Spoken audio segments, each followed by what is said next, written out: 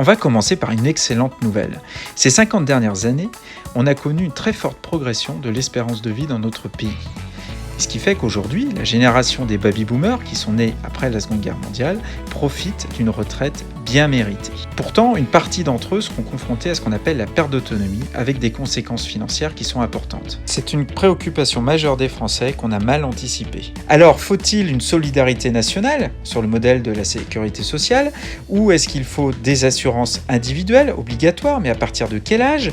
Ou encore, faut-il engager des négociations collectives d'entreprise ou de branches pour mieux couvrir le risque? Nous avons cette conviction qu'il n'y a pas une réponse unique, il n'y a pas un outil unique qui permettra de répondre au défi du financement de la perte d'autonomie, mais c'est toute une gamme de solutions, de leviers qui nous permettront ensemble de relever ce défi.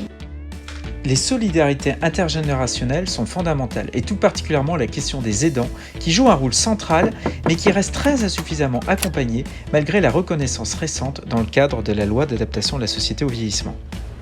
Il nous faut poursuivre, même renforcer, les actions de prévention à destination des seniors, mais également d'acculturation et de sensibilisation du grand public sur les enjeux du grand âge, pour ensemble développer des territoires toujours plus inclusifs dans lesquels il fait bon vivre.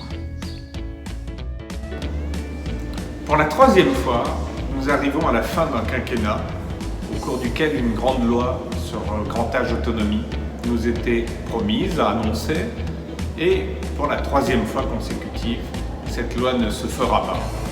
La question du financement de la perte d'autonomie avancée, de la dépendance, elle est de plus en plus cruciale, elle devient urgente à mesure que se rapproche l'arrivée de la génération des boomers à l'âge de l'entrée en perte d'autonomie.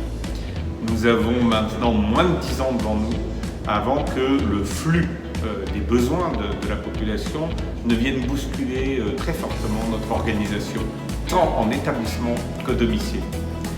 L'enjeu de ce défi autonomie, c'est d'initier des pistes d'une réforme urgente du financement.